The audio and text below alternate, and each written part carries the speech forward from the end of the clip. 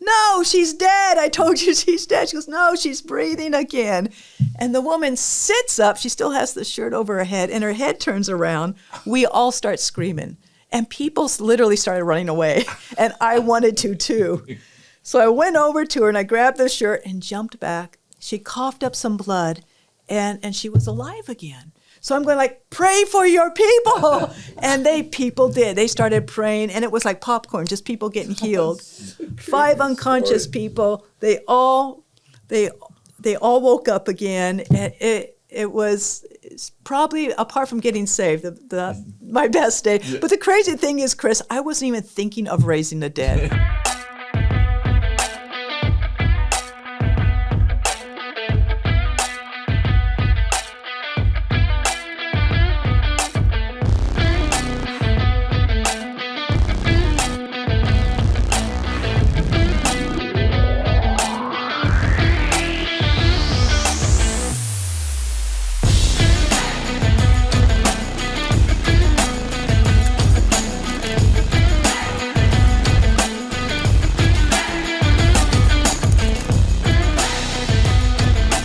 Hi, welcome to the second season of Cultural Catalyst, where we help you to learn how to live fully live, co-labor with God, and change the world. And today I have one of my very favorite people, Tracy Evans, who I think we've known each other, it's got to be close to 40 years. 45. 45 yes. Years we've Long been together. And you actually stayed in my house on and off over the years when my kids were young. Yes. Told them incredible stories, and all my kids love God, and that's partly to you. And so let me introduce you. You're right now you're a missionary to Africa, but you are a Stanford-trained. I forgot about this part until they wrote it down for me. You're Stanford-trained physician's assistant, and you served in the U.S. Army. I remember that part, those stories. And now you have a medical clinic. Well, actually, more than medical clinic, but you have a medical clinic in Africa, Mozambique, Africa. Yes, that's right. And you're focusing on evangelism, church planting, community development, even touching judges and all kinds of crazy stuff there. And your ministry is called Reach Africa. And you planted 22 churches. All of this stuff, Tracy, it's been a while since I actually looked at these statistics. I know you're feeding 9,000 kids that are at risk, because we kind of partner on that part. So let's back up. Why are you a missionary? Let's tell your story. Kris, I'm in love with this rich Jew named Jesus. That's how it started. I got saved in the Army. A soldier led me to the Lord. And I was so overwhelmed with God's love and his grace and his goodness. And I just started going door to door through our barracks and sharing that with the other soldiers. So that's where it started. Upon my discharge, I hitchhiked up to Weaverville. Yes, because one of my brothers was in jail up there, and I wanted him to know about Jesus. You were on a motorcycle the day I met you. That came later. Did that come later? Well, I got tired of walking everywhere. Okay. Yes, and I got a beat-up motorcycle with no mufflers. I kept getting tickets for the sound. Yeah. And then I was living in the woods, and I would hang out between the 2 bars in town. Remember on Main Street? Oh, yeah, I remember. And just lead people to the Lord one by one. And then... you were 19? Yeah, I was 19. And just wild and in love with just God's radical love. And but one day when I came into town to buy supplies, I got caught in a freezing rain. So I found the church, the old church, and it wasn't locked. I spent the night there. And bit by bit, I met Bill and I met you. And Calvary Chapel. Yeah. It used to be called Calvary Chapel. Yes, went to your home group. You in did. Your little log cabin out in the middle of nowhere. Yeah. And that's how it started. Wow. But then later I launched into the nations a little later. Okay, so challenging moments. I'm going to ask you what's some of the most challenging moments you've ever faced. You got to tell a couple of your early stories. You got it. All right. The story of the guy holding a gun to your head. You've had that happen 3 times. 2 times. 2 times. Yeah. And so tell one of those, at least one of those stories. It's just I'm in communist countries. I'm in Muslim countries, closed countries. Yeah. And third world countries, all of them. So it's not just me. Anyone living out in those environments, they're unstable countries, so stuff happens. So I've been through 7 coups, 4 revolutions. I was hostage once. For how long? 5 months. You were 5 months It's a taken long hostage by haul. terrorists. Well, no, they were the New People's Army, the communist guerrillas. Oh, yeah, they weren't really terrorists. And, they were guerrillas. Yes. Now we would definitely call them terrorists, but yes, Well, okay, they were guerrillas. So there were... They took you captive for 5 months. You were in prison for 5 months by them. Yeah. Yeah. That was a difficult time because from one day to the next, you don't know if you're going to live or die. And a lot of threats and challenges. But you know what? They need medical care too. I told this team, I said, this is the bravest person I've ever met in my life. She is crazy. She doesn't care if she lives or dies. It's more crazy, I think. But you know people when they're in love, they do crazy things, right? Don't they? Well, yeah, but you do crazier things than anybody I've ever met. But so you were held hostage. Yeah, and I escaped. And, I know you did, after 5 months. But my visa expired during that time, so then I was kicked out of the country. And that's when I came back. I didn't have anything but my shirt and a skirt. But you escaped the night that they were, if I remember the story, they were talking about killing you. Well, they talked about that almost every night. Oh, they did? Okay. But the thing is, they needed medical care. Yeah, and so you didn't want to leave. Well, I did want to leave. I'm a hostage. It was horrible. Yeah. But I'm a white girl on an island. I mean, where could I go? But when I did get away, before they took over our region, I used to go to the prison in this town once a week, and all the inmates got saved, and all the guards except one. So I was thinking, like, where could I hide that they couldn't find me? And I went to the prison. I mean, what white girl's going to hide in a prison full of men? And but one of the guards had a relative with a boat. They got me off the island before dawn, and that's how I got away. But I lost my visa. I came back, and then it all hit me. I went through a really dark time. Yeah, I remember that too. Yeah, I pulled out from, I went tribal. I learned the language. I dressed like them. And it was all just ripped away.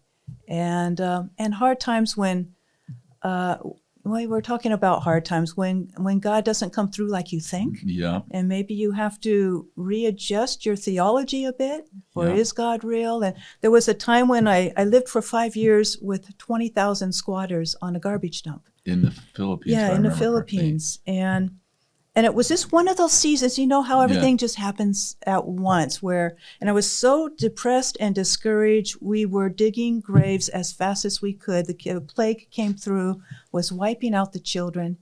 And God, where are you?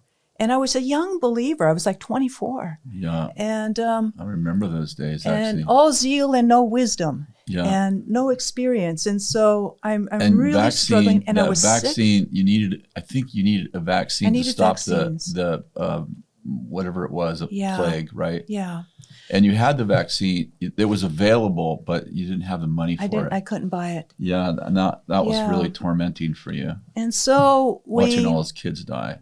It was rough. Yeah. And you know those times you feel like you're at the end of your rope. Well, I was at the end of my thread. Yeah. And I'm hanging on with everything within me. But I was sick. I was dying myself. Yeah. And I feared that I was just going to lose my sanity over it. Yeah. And even worse, lose my faith. And I go like, I have nothing left. Yeah. It's like if you're hanging onto the edge of a cliff and you want to hold on with all your strength, but you only have so much strength. Yeah. You are going to lose it. I remember how devastating that was for you. And just then I looked up out of my door on the dump, and I saw my neighbor. He was a husband. He was a man teaching his little girl how to walk. And he has her by the hands, and they're walking along. And after a little bit, she shakes him off. She wants to try herself. And she takes just a couple steps. And then she trips over something, and she's about to do a face plant right into that hot, steamy, tropical garbage. And I'm thinking like, ugh, and her father just reached down and scooped her up into his arms, and he just held her right there between his shoulders. And he just nestled her there over his heart. And after a little bit, they started to giggle. And God spoke to me in that moment. My Heavenly Father spoke to me. He says, Tracy, girl, I've got you. And I never lose my grip. You know that verse in Isaiah, I think it's Isaiah 46 that says, I am he, and I will sustain you, and I will hold you, and I will carry you. Or in John 10, there's this, he's going to hold us. And that's something that held me in those times. And it wasn't my faith or my strength or my endurance or that personal prophetic word. It was just the word of God. The gospel says it has a power in and of itself, and it held me. And it was okay. I let go. I had a friend that once said, if you're just hanging on by a thread, you'll be okay, so long as that thread is attached to the hem of his garment. That's a good way to put it. Great analogy. And I realized, I'm holding on, but he's holding on back. And that brought me through. And it brings me through still today. I remember you coming to Weaverville soon after that, like in that season. That's right. It was at the end of that season, actually, and you were exhausted, completely exhausted. I remember praying for you at somebody else's house. Jackie's house. It was very dramatic prayer time for you, and the Lord was, healing you and pulling some stuff away from you, and that was a profound time. I hadn't remembered that till right now. Yeah, wow. And then you went from the Philippines. Was the captivity in the Philippines? Yes, that's right. That's where it happened. Yeah, and then you came back and you worked in Weaverville at the hospital there for a while, and led, I don't know how many people to the Lord, but you were leading street people to the Lord. Yes, and bringing them to church, and they don't know how to behave, and neither do I. So, lots of adventures. You were giving, a lot of times you would give them your apartment, your little kind of one-room studio apartment, and then you would come stay with us. That's how you end up with us. That's right. And with the Harpers too. Yes. And stay there, and then they would kind of go through a process of finding a way to find their own apartment, or they would be back on the street, and then you'd be back in your apartment. I remember that. Chris, I still couch surf. You do? I still couch surf. You still like it, huh? I have people that won't invite me over anymore because I'll bring a street person with me. And they're like, I got to go and leave them there at their house. I don't know. You've done that to us a few times, actually. We had some pretty rough people. I would say that I learned a lot about how to deal with people, homeless people and broken people and mentally ill people, because you bring them to our house and we had no choice but to And then we had you remember the home group we had? They call them the Space Cadets. Yes. And that was mostly because of people you led to the Lord. Yeah. It was crazy fun, crazy times. My board calls us now the Stray Cat and Dog Missionary Society. a little bit like, I think Heidi says it more, she says, stop for the one, and she has that same kind of like, the one it's the broken, it's whoever, it's the whoever's, right? Yeah. Now you're in Mozambique, Africa. You've been there. Well, you were with Heidi for a little bit, right? I think about 4 months. 4 months, yeah. And now how long have you been in Mozambique? 25 years. Oh my gosh, Tracy. So you went to Mozambique the year after I came to Bethel. Yes, that's right. Because I've been here 26 years. Yes. What are you guys doing there? Well, I just went with a backpack, and now we have bases. We built clinics and schools and churches and community centers and public health and vocational training for young adults to give them a skill like auto mechanics, carpentry, metalwork. You have a vocational school. Yes. Because you partner. Our school partners BSSM with you partners with us. To help That's right. Fund it. Yes. Yeah. So you've been doing that for quite a few, 14 or 15? About 10 years. It seems longer. Yeah. Feels like it too. Yeah, it does. As you get older, it feels a little longer and longer. So we're in different places, and it's Mozambicans' harvest time. Some cultures, it's like plowing fallow ground. Yeah. And but Mozambique, it's harvest time. So it's been a joy to work there because the people are open and they're receptive. They know what they've done in the past hasn't worked. Yeah. So they're humble and teachable, and God pours out His grace. And so it's been a real joy working there, despite the primitive environment. Now, highly Muslim culture. Yes. I know that I think Heidi's more in the north, right? She's in the north. I'm in the middle. Yes. And she's experiencing a lot of persecution, burning their churches, killing their pastors. Yeah. How about where you're at? Where we're about, 800,000 miles south. We're in the middle, and the Islam is softer there. Okay. Which makes them easier to lead to the Lord. So what we're trying to do is lead the softer Muslims to the Lord, so that they can reach the more hardcore Muslims. Got it. Because of the language and culture and such, it's more likely that they'll be able to reach them than us. Yeah. And that's been effective. We have exported 6 people up into the north, into the more western side of the north. So we train them in our area. They learn language and culture. And if they want to go to the more hardcore places, they can. Well, and have you lost any of them to like Muslim terrorism or anything like that? That's good. But there has been some crazy stuff, because I remember being on a phone call with you. Gosh, this had to be, I'm terrible at time, 15 years ago. And you called me like, hey, I need prayer. It was on a Sunday night. I remember, because you called right before I preached. And I'm like, I hear zing. Do you remember this? Yes. Zing, zing. And I thought there was something wrong with the phone. And I'm like, I don't know if we have a good line. Like, I hear this noise. And you're like, oh, no. I said, what? No, it's good. I'm like, what is that noise? And you remember what you told me? It's bullets. It was bullets. Yeah. They were rioting and they're shooting. Yes. Shooting into your hut. Well, I don't know if they were shooting into your hut on purpose, but. It wasn't on purpose. But it was a riot. And you're like, all my staff's on the ground. Could you pray for us? I'm like, what? You remember that? Yeah, that phone call? I remember that. This is crazy, crazy times. So you're also feeding how many babies right now at a time, every year? We have all the kids together right now. It's about 700. 700 babies. Yeah. Well, there's some are babies and some are like 2-year-olds. And then they're surviving. They're orphaned infants. And that's a criteria for getting onto the clinic program. And we feed them until they're about 2 years of age. And those that are healthy, they matriculate later into our preschools and kindergartens. And there's some Irish missionaries there who have years ago planted a Christian primary school, and now they've done a high school. Because, Kris, they say it takes about 4 generations to shift a culture, but since we have them from birth all the way up through the Votech Center, we thought we can do it in 1. And now we're just, because I've been there 25 years now, we're just starting to see that first group come through. We've hired our first 2 Mozambican nurses that were a part of our program in the early days, and that one was born with a frozen jaw, and she was starving to death. I took her on when she was about 5 years of age.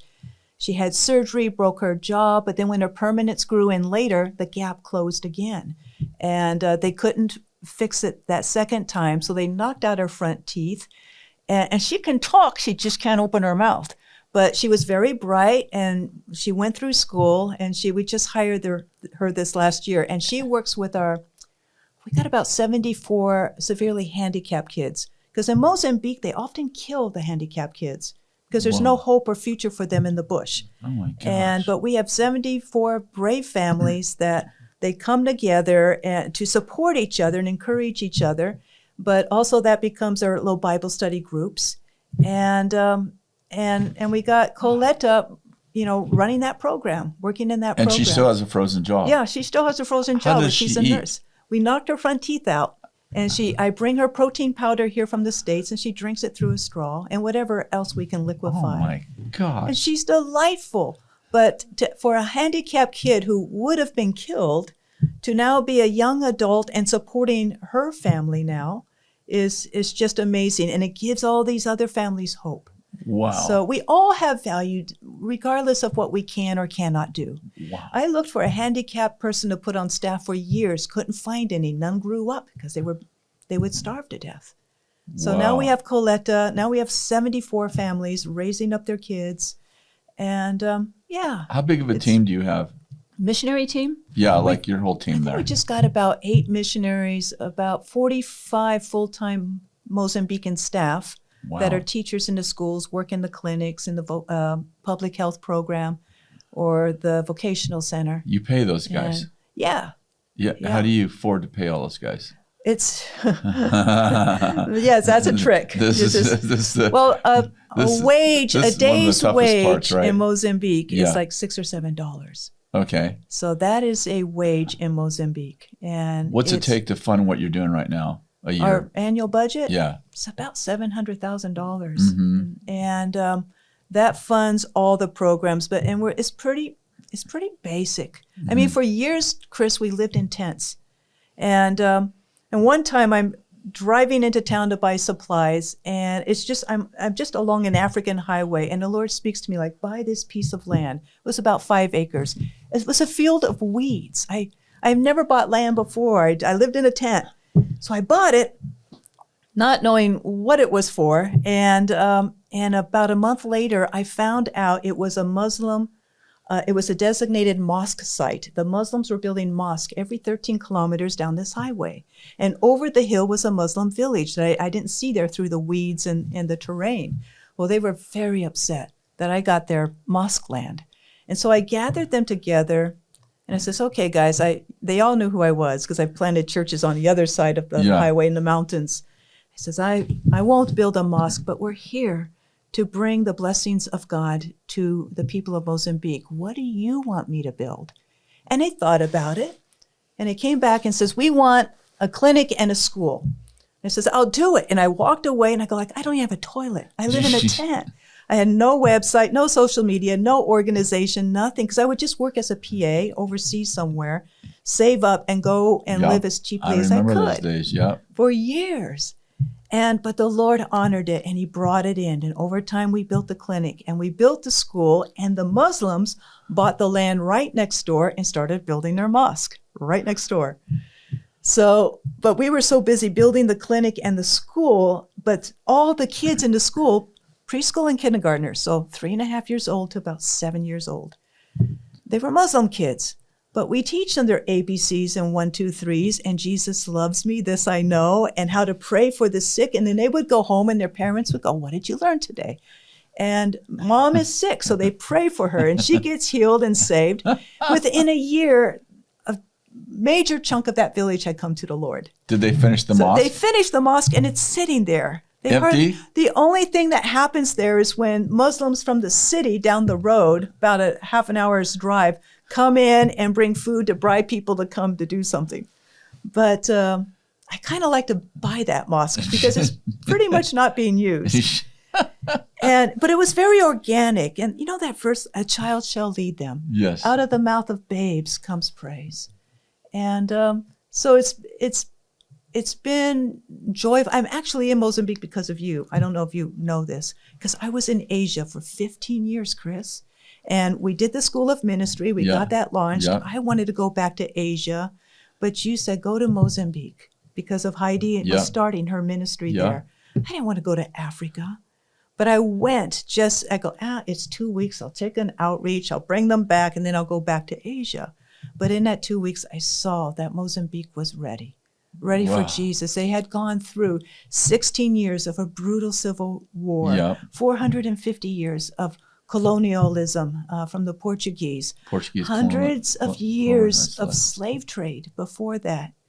Poorest country in the world, according to the World Bank. And they were open. Now they're starting to become a wealthier country, right? Not with reference to America, but did they not find oil in the north or something? They did, and that's why ISIS is there fighting over it. Oh, so it attracted the radical Muslims. Yes. Wow. Okay, so as a country, they haven't improved.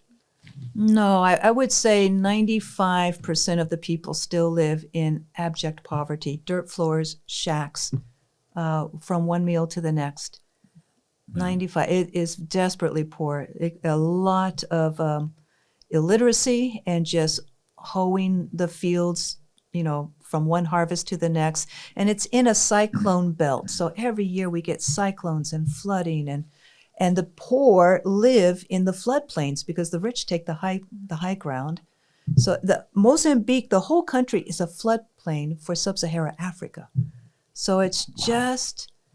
So you can anticipate that you're going to be flooded every year. Oh, yes. Like Florida with tornadoes or something, except for you're living in poverty. Wow.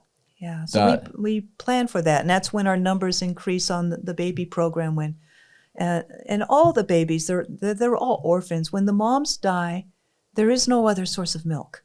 We don't have cows or supermarkets down the street. What's killing most of them? Is it AIDS was a big killer at one point. Is that AIDS, better? it's more malaria. Malaria's killing them. It's the tropics, Kris. So every tropical disease, every year when it floods, we have cholera outbreaks. We have typhus.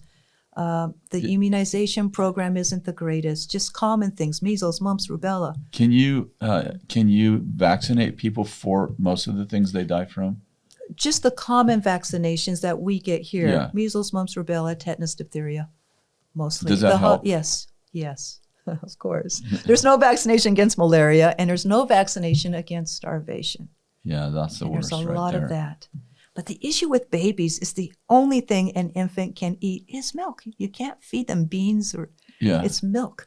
And milk is extremely expensive, powdered milk and formula. You're getting it out of South Africa still? Yes. Yeah, and in powdered form. Yeah. Yeah, and that's a program we help you with every year. Bethel has been fabulous the last 10 years helping us with that. And it has saved, we've lost count. It's somewhere between 9,000 and 10,000 babies that would have certainly perished without that milk. Well, that's amazing. And, to be able to save a life. But it's not just that, Kris.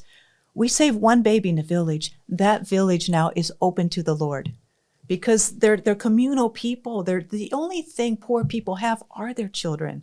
And that's why Planned Parenthood comes in and such. And they want children because they know if they want 5 kids, they have to have 10 pregnancies. They know half of them are going to perish. Gosh. And that's just reality out there. So you save a baby, that is their future. That's their Social Security in their old age. Yeah, because they don't have any Social Security programs whatsoever. So, I remember a story, this is probably backing up a few years, but you were a supernatural story where there was a bus accident. I don't think you were on the bus. I think you were following the bus. Do you remember that story? Yeah. And you don't want to tell that story? No, it's all right. It's a supernatural story. I love it. It was a good story for me at the time. I was in a low point at that time. Yeah, I had bought this beat up old white Land Rover, and I was trying to get it from South Africa into Mozambique. And customs always want bribes, and I won't pay the bribes. No, you won't. So I took some red duct tape and put it on the door and a cross, and I'm trying to get it in as an ambulance. And I didn't have a Band-Aid in it, And I bought this guard uniform in town to look like an ambulance driver. And as I'm going towards the border, why is serpents innocent as doves? Yeah, exactly.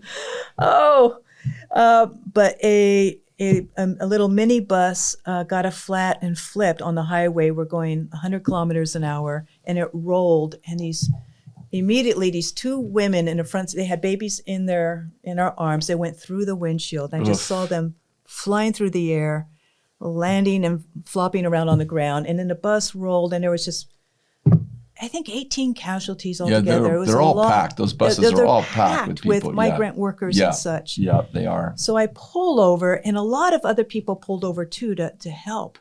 And so I went to those 2 women first, and Kris, amazingly, they still had those babies in the arms. The babies were okay. They patted them with their own bodies. One woman they were both unconscious. Well, one was dead. She was laying on her back, but her neck was broken. Her face was in the dirt. She turned around backwards, right? Her head was turned around. And the other one was her skull's crushed in, but she was still breathing. So I run up, and I get there about the same time as this white Afrikaans woman comes and says, what can I do? And I just put a shirt over the woman's face because their purses, everything went out the windows too. And I go, this one's dead. People will come to help. She had no respiration, no pulse, obviously dead. And they can't help her. And she doesn't want to touch anyone because they're bleeding and everyone's afraid of AIDS. Oh, yeah. There's not a whole lot you can do to help someone if you won't touch them. Yeah. And so I go, do you believe in Jesus? And a lot of South Africans do. Yeah.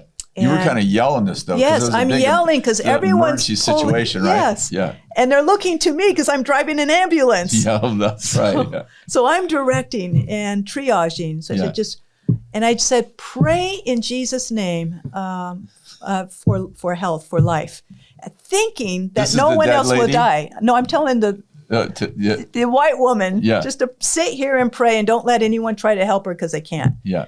And a few minutes later, I'm helping someone else. I'm about 20 feet away, and I'm barking orders around. And the lady goes, sister, nurses are called sisters there. Yeah. Sister, come over here and help this woman. And I go, no, she's dead. I told you she's dead. She goes, no, she's breathing again. And the woman sits up. She still has the shirt over her head, and her head turns around. We all start screaming. And people literally started running away. And I wanted to too.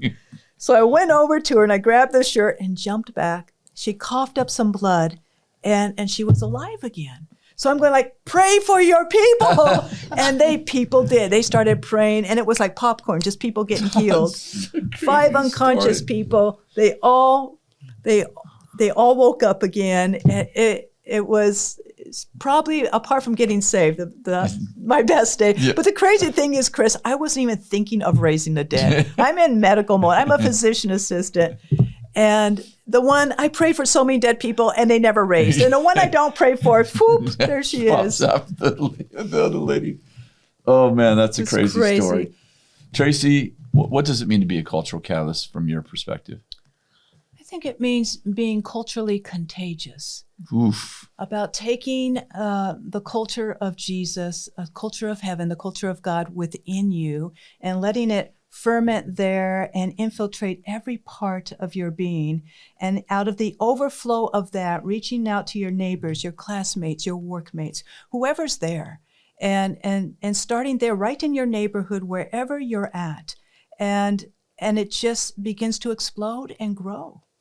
That's so beautiful. Be contagious. Be contagious. A virus, the Jesus virus, that there will never be a vaccination for that virus right there. Praise God for that. Okay, let's see. This book, if you love some of these stories, Jason and I mean, like I said, Tracy lived with us on and off for years and years and years. We've been really close.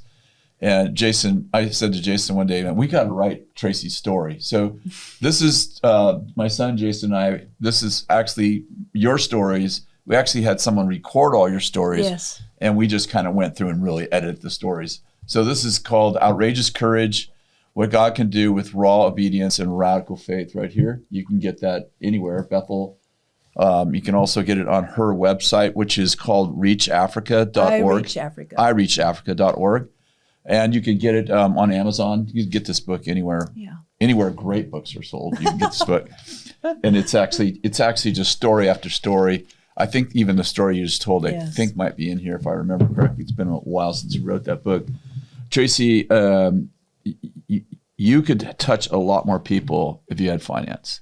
So I just want to say, if you may be thinking, I'm making a living, but I'm not making a difference. Mm. This is the best, in my opinion, missionary organization to give to, in that they live frugally. There's literally almost no administration costs, and it actually goes to keep people alive. But more than that, to lead them to Jesus. And let's face it, we're all going to die someday. So, helping people stay alive longer is a valid ministry, of course. Having compassion, loving people, but leading people into eternity with Christ is the best. And this, what I love about Tracy and her teams, is they're not just taking care of people and doing humanitarian work, which is, again, so important, but they're also they're radical believers who are leading children, teenagers, middle-aged people, are leading them to Christ in one of the toughest areas in the whole world. And Jesus said this, he said, you'll always have the poor with you. His statement tells me that we should always have the poor with us. Like, I don't care how wealthy you are. As a matter of fact, I'd say it this way, the more wealthy we are, the more responsible we are to make sure that we always have the poor with us, that we don't ever grow to the place where we isolate ourselves from people in pain. I really want to challenge you to actually give this ministry. I love when Tracy's on my Cultural Catalyst show. I love it. But actually, I have another motive, and that is I really would love to see people that watch this show give into this. I mean, if she had another $500,000, $1 million, I mean, money's the capacity here is really about finance. If she had more money, she could touch 3, 4, 5 times the amount of kids. So I want to really encourage you just to, think about it, pray about it. This is Kathy and I. We pour into this. Our school pours in this. Our church pours in this. We send teams. I'm not asking you to do something that we don't do. So please think about it. Again, you can reach her at ireachafrica.org. Tracy, thank you so much for being on. Thank you, Kris. Thank you so much.